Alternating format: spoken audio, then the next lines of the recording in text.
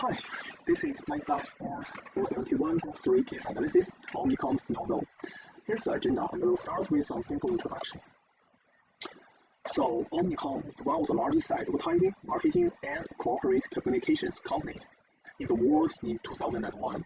It is formed by three large agencies, BBDO, Dolly Dean Berrymack, and Needham Harper. Within a very short time, the company scale expands a lot and steps into many areas of corporate communications.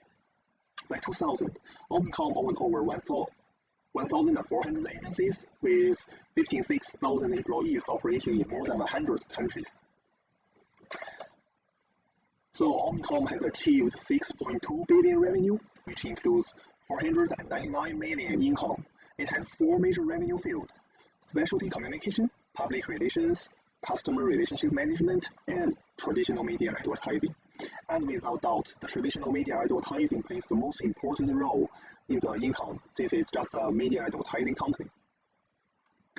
So here's also a financial statement for Omnicom and its competitors. Through the table, we can see that the income of the whole advertising industry is increasing as time goes by. However, Omnicom had an annual increase from 1998 to 2000, which almost doubled. After considering the situation of Omnicom, it is obvious that the increase of the income and market equity is because of the Omnicom's new CFO, Randall J. Weisenberger.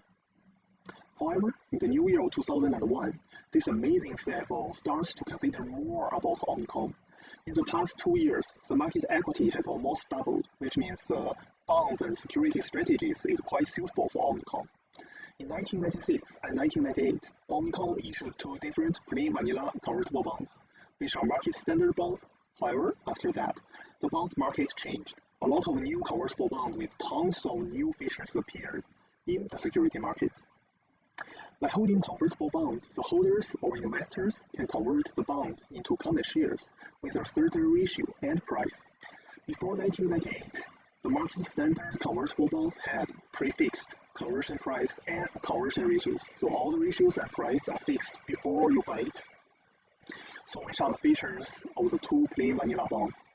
However, after that, a lot of new featured bonds came out, and they really use floating units and ratios. These ratios and prices are adjusted by time, which are called LOI, liquid yield option notes. So before making any financial decisions, the company needs to consider about its SWOT analysis, which include the strengths, weaknesses, opportunities, and the threats. So the strength of Omnicom is that it's a leading company, it has strong balance sheet. Also for the weakness, the company relies too much on big agencies. That is, if they lose one of the important agencies, there will be significant and unaffordable loss. For the opportunities is this new bond market and new featured bonds. And the threat is obvious, the competitors will enter the bond markets and to compete. So the question came out, should we use off-the-shelf bonds or should we use a more creative bond? The problem is to decide if the current capital structure could be replaced specifically by modifying the two tranches of convertible bonds in the middle level of the capital structure by a more creative bond given the current situation. When talking about the economic fact, Omnicom is in a global holding company model. A holding company is a type of financial organization that owns a controlling interest in other companies, which are called subsidiaries. Based on this model, the ability to make acquisition has been treated as a source of competitive advantage for the company. And Omnicom has captured an increase in shares by acquiring smaller agencies. According to Exhibit 4, an increase of contingent payment indicated Omnicom was keeping acquiring to obtain more shares in the market. Also, Omnicom has an average return on equity of 24.8% in the past 10 years. Thus, investors will tend to hold more Omnicom's common stock for higher earnings. Based on those two observations, investors were willing to hold more common stock to gain profit. Omnicom had two tranches of convertible bond outstanding, which were issued in 1996 and 1998. That vanilla convertible security that provides investor options to hold the bond or convert it to common share at a predetermined ratio. As the company issues more shares, the number of shares outstanding will be added, and existing investors' ownership will be diluted. Issuing convertible bond helps the Omnicom to avoid diluting shares and reduce negative sentiment. From an investor's perspective, a convertible bond is a protection in the event of default. It secures their principal and allows them to share in Omnicom's upside in exchange for a slight reduction in interest expense. Convertible bond also brings some drawbacks. The coupon rate is usually lower than the traditional bond, and it may result in share dilution, lower the stock price, and depress the EPS dynamics. In 1998, Omnicom raised $230 million by issuing 230,000 convertible subordinated debentures with a conversion ratio of 20.068, a conversion price of 49.83 par value of 1,000, coupon rate of 2.25%, and it was paid semi-annually. It means that investor has the right, not the obligation, to exchange the one bond for 20.068 shares, which is in total 4.616 million shares. From investors' perspective, they will choose to convert only if there is a profit, which is when the value of convertible shares exceeds the bond's redemption value. That is, conversion will occur when the stock price exceeds the conversion price. So in this case, it is 49.83. Conversely, bondholders will not exercise and instead receive a $230 million principal repayment. However, the repayment depends on the times at which the bonds are redeemed. Therefore, investors expected there to be an increased trend in Omnicom's stock price, which is what we have right now. From Omnicom's historical stock price, it was consistently increasing, which is the expectation of the investors. Note, a convertible bond also includes some features such as call protection and put features. Callable convertible bond is the issuer has the option to call the bond at a specific price. Soft call only occurs when the bond are called if the bond price is greater than redemption value. Consider Omnicom's call schedule. The principal amount would adjust to be 112.84% of par on June 1st in 2002, and to be increased by 0.859% per quarter to be 118.97%. Also, it is redeemable by the issuer at par after June 1st in 2004. Issuers will exercise the option when the convertible bond price is greater than the value. The value of the bond will be decreased. Putable convertible bond is the buyer has the option to put back to the issuer at the specific price. Omnicom's put schedule indicates that holder may redeem at 118.97% of par on June 1st in 2004. Buyer will exercise option when the convertible bond price is smaller than this value. The value of the bond will increase. We have now looked at Omnicom's current capital structure with some market standard off-the-shelf bonds, and they are indeed convenient and easy to use instruments for financing. But the question is, are these really the best for Omnicom? We know that the convertible bond market is drastically changing these days, that we may be able to take advantage of some new types of bonds to make our earnings look prettier or reduce taxes, which we will talk about in more details later. For now, we are proposing something revolutionary to Omnicom, and that is our bond Bion. Bion is a highly innovative, complex structured bond, and was brought to life out of the incentive of tax benefits and opportunities in the emerging market, as we mentioned. It is highly customized to advantage Omnicom's financing needs, with the following three features called COCO, NOLO, and COPAY. Now, Ori, as we'll explain to you each of these in the next slide. Let us now take a look at the three special features carried by Bion: the COCO, COPAY, and NOLO. COCO stands for Contingent Convertible Bond, which means that the owner essentially has the right to convert bonds into equity, only when specified conditions are met. Usually the case may be that the stock price exceeds a certain threshold over a certain time period. And notice that the convertible shares do not count towards EPS until the contingency threshold is met. This can work in favor of the company because the company doesn't want its shares to be diluted, and the fact is that the shares won't get diluted for a long time until the contingency event happens. Next, let's take a look at the COPAY. The COPAY stands for Contingent Payment Bond, and these types of bonds will provide payments to investors only in certain contingent on timing or amount. For example, when provision requires that coupon increased by 50 bps only when share price exceeds a certain threshold. Lastly, we'll look at no-no bonds, which essentially means zero coupon convertible bond with a yield to maturity at zero. These bonds are issued at par and do not accrue. And they often include a series of short-dated put options, which effectively creates a floor price on the bond, and it will increase its likelihood by a large amount of very early redemption. Now let's take a closer look at Lion's debentures to get a better understanding of the bond. The date issued will be year 2001, February 7th, and the principal amount will be $850 million. Notice that this amount is larger than the current outstanding bond. The maturity will be 30 years after the first issuance, which is twice as long as the current outstanding bond's lifetime, which is 15 years. And the conversion price will be as follows, as well as the share price listed here. And the conversion premium will be 25.2% at issue, and this may change later. The coupon payment will be 0%, and notice that this corresponds to the no-no feature we talked about, which essentially means there is 0% coupon, not paid at all, and that the bond is issued at par. The interest payment dates are also contingent, which means the interest payment will be made only if certain conditions met. And let's take a closer look at that provision here. The copay feature states that contingent cash interest payable for semi-annual periods starting 5 years and a month after the issuance will only happen if 5-day average trading price of Lion during the prior period is larger than or equal to 120% of the principal amount. Lastly, the conversion provision is also contingent, and this corresponds to the COCO feature.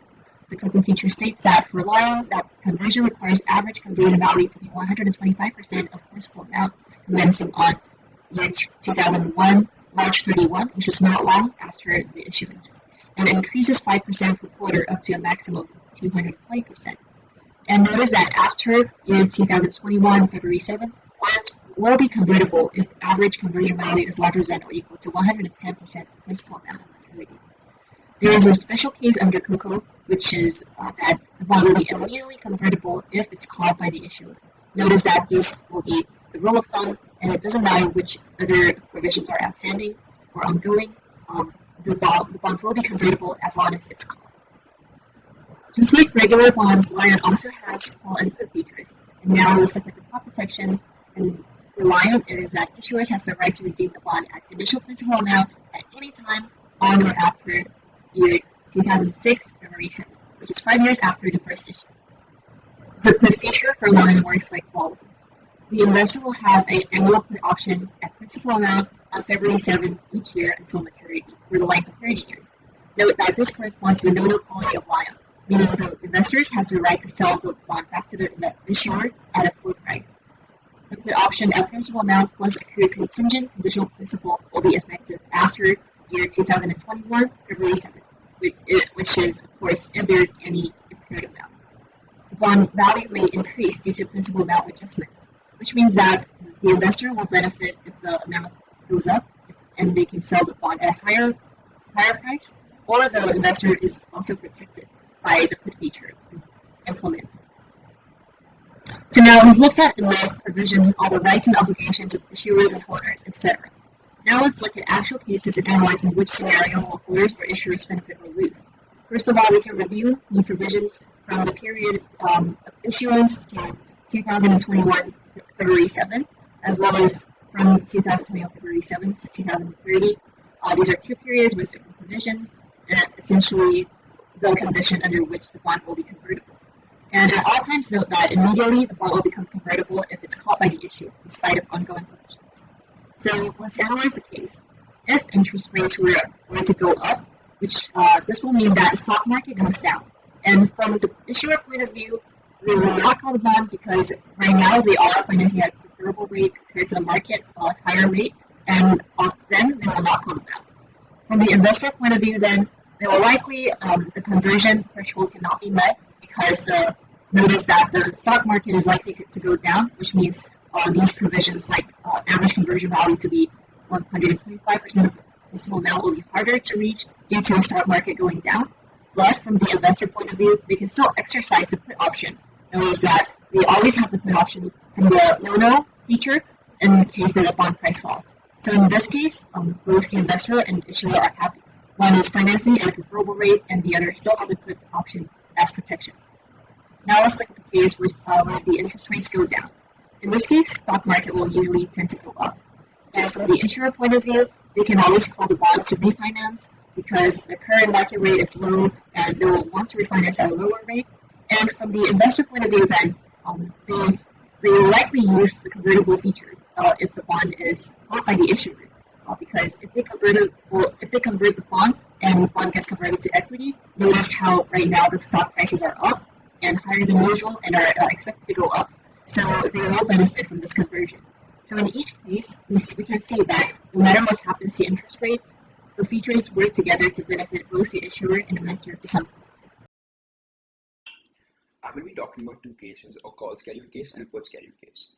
So from the time period of 7th of February 2001 to the 7th of February 2006, it's called a hard call period. So the bond is not callable by the issuer at that period of time. 7th of February 2006 onward, it is callable at the original principal amount, and that would give the investors 1 month to convert to shares, and it would be immediately convertible regardless of any foregone provisions. From 7th of February 2021 onward, it is called the soft call period.